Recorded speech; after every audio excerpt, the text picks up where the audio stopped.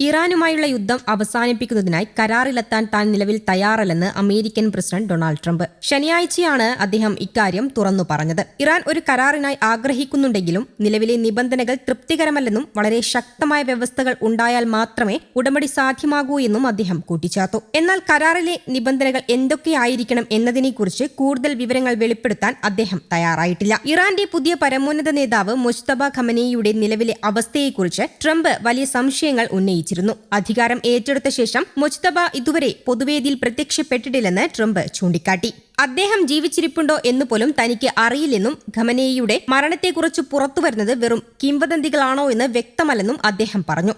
ഒരുപക്ഷേ ഖമനേയി ജീവിച്ചിരിപ്പുണ്ടെങ്കിൽ തന്റെ രാജ്യത്തിനായി ബുദ്ധിപരമായ ഒരു തീരുമാനമെടുക്കണം. ഇറാന്റെ ഭാവി നേതാവായി ആരെയാണ് പിന്തുണയ്ക്കുന്നത് എന്ന ചോദ്യത്തിന് മികച്ച ഭരണാധികാരികളാകാൻ ശേഷിയുള്ള പലരും നിലവിലുണ്ടെന്നായിരുന്നു അദ്ദേഹത്തിന്റെ മറുപടി. അതേസമയം ആഗോളതലത്തിൽ ഇന്ധനവില കുതിച്ചുയരുന്ന സാഹചര്യത്തിൽ റഷ്യയുടെ എണ്ണമേഖലയ്ക്ക് മേൽ ഏർപ്പെടുത്തിയിരിക്കുന്ന ഉപരോധങ്ങളിൽ ഇളവ് വരുത്താനുള്ള തന്റെ തീരുമാനത്തെ ട്രംപ് ന്യായീകരിച്ചു. ലോകത്തിന് എണ്ണ ആവശ്യമാണെന്നും നിലവിലെ പ്രതിസന്ധി അവസാനിച്ചാലുടൻ ഉപരോധങ്ങൾ പുനഃസ്ഥാപിക്കുമെന്നും അദ്ദേഹം പറഞ്ഞു. യുക്രൈനിൽ നിന്നുള്ള സഹായത്തെക്കുറിച്ചുള്ള ചോദ്യത്തിന് തങ്ങൾക്ക് സഹായം ആവശ്യമില്ലാത്ത അവസാനത്തെ വ്യക്തി വൊളോഡിമിർ സെലൻസ്കിയാണെന്നായിരുന്നു ട്രംപിന്റെ മറുപടി. ഇറാനിയൻ ഡ്രോണുകളെ പ്രതിരോധിക്കാൻ തങ്ങളുടെ സൈന്യത്തിനുള്ള പരിചയം പങ്കുവയ്ക്കാമെന്ന സെലൻസ്കിയുടെ വാഗ്ദാനത്തെ തള്ളിക്കളയുന്നതായിരുന്നു ട്രംപിന്റെ ഈ പ്രതികരണം. ഇറാനിലെ പ്രധാന എണ്ണ കയറ്റുമതി കേന്ദ്രമായ ഖാർക്വീബിലെ സൈനിക കേന്ദ്രങ്ങൾ അമേരിക്ക തകർത്തതായും ട്രംപ് അവകാശപ്പെടുന്നുണ്ട്. എന്നാൽ ഇവിടുത്തെ എണ്ണ ടെർമിനുകൾ നിലവിൽ സുരക്ഷിതമാണെന്നും ട്രംപ് പറഞ്ഞു. ഇറാന്റെ എണ്ണ കയറ്റുമതിയുടെ 90% ഖാർക്വീബിലെ ടെർമിനലുകളിൽ നിന്നാണ്.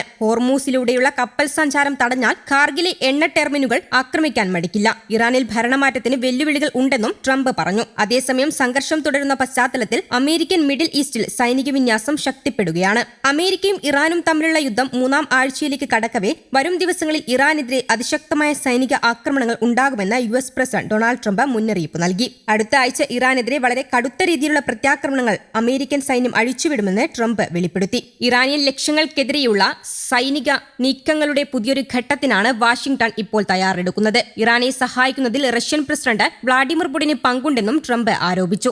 സംഘർഷത്തിനിടയിൽ അമേരിക്കൻ സൈനിക കേന്ദ്രങ്ങളെ കൃത്യമായി ലക്ഷ്യം വയ്ക്കാൻ ഇറാനെ സഹായിക്കുന്ന രഹസ്യ വിവരങ്ങൾ റഷ്യ കൈമാറുന്നുണ്ടെന്ന US മാധ്യമ റിപ്പോർട്ടുകൾക്കിടയിലാണ് പുടിൻ ഇറാനെ ചെറിയ രീതിയിൽ സഹായിക്കുന്നുണ്ടാകുമെന്ന് ട്രംപ് പറഞ്ഞത്.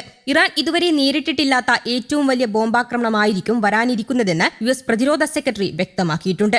ഇതോടൊപ്പം റഷ്യൻ എണ്ണയ്ക്കുമേലുള്ള ചില നിയന്ത്രണങ്ങളിൽ ഭാഗികമായി ഇളവ് നൽകുന്ന കാര്യവും ട്രംപ് സൂചിപ്പിച്ചു. മേഖലയിൽ സംഘർഷം അതീവ ഗുരുതരമായി തുടരുന്ന സാഹചര്യത്തിൽ ഇറാന്റെ നീക്കങ്ങളെ ശക്തമായി അടിച്ചമർത്താനാണ് അമേരിക്കയുടെ തീരുമാനം. പിന്നാലെ പശ്ചിമേഷ്യൻ യുദ്ധത്തിൽ നിർണായക നീക്കവുമായി ഇറാനും മുന്നോട്ട് വന്നിരിക്കുകയാണ്. ഹോർമൂസ് കടലിടുക്കിലൂടെയുള്ള കപ്പൽ ഗതാഗതം അമേരിക്കയ്ക്കും ഇസ്രായേലിനും ഒഴികെ മറ്റെല്ലാ രാജ്യങ്ങൾക്കും തുറന്നു നൽകിയിട്ടുണ്ടെന്ന് ഇറാനും വ്യക്തമാക്കി. ഇറാന്റെ പ്രധാന എണ്ണ കയറ്റുമതി കേന്ദ്രമായ ഖാർക്ക് ഐലൻഡിന് നേരെ അമേരിക്കൻ സൈന്യം ശക്തമായ ആക്രമണം നടത്തിയതിന് പിന്നാലെയാണ് ഇറാൻ വിദേശകാര്യമന്ത്രി അബ്ബാസ് അരാഗ്ചി ഈ പ്രസ്താവന നടത്തിയത്. നിലവിൽ തന്ത്രപ്രധാനമായ ഈ ജലപാത തടസ്സപ്പെടുത്തിയിട്ടില്ലെന്നും അദ്ദേഹം ഉറപ്പിച്ചു പറഞ്ഞു. ഇറാനിലെ പ്രധാന നഗരങ്ങളിൽ രാത്രി ആക്രമണം തുടരുകയാണ് അമേരിക്കയും ഇസ്രായേലും. ഇസ്ഫഹാൻ പ്രവിശ്യയിൽ വിവിധയിടങ്ങളിലുണ്ടായ മിസൈൽ ആക്രമണത്തിൽ 15 പേർ കൊല്ലപ്പെട്ടതായാണ് റിപ്പോർട്ട്. ഇസ്രായേൽ സൈനിക നടപടിയിൽ ലെബനനിൽ മരണം 826 അതിനിടെ അയൽരാജ്യങ്ങളോട് അമേരിക്കൻ സൈനിക താവളങ്ങൾ അടച്ചുപൂട്ടാൻ ഇറാൻ വീണ്ടും ആവശ്യപ്പെട്ടു. മേഖലയിൽ അമേരിക്കൻ സാന്നിധ്യം ഉണ്ടാകരുതെന്നും സമാധാനം ഉറപ്പാക്കാൻ അതാണ് മാർഗമെന്നും ഗൾഫ് രാജ്യങ്ങളോട്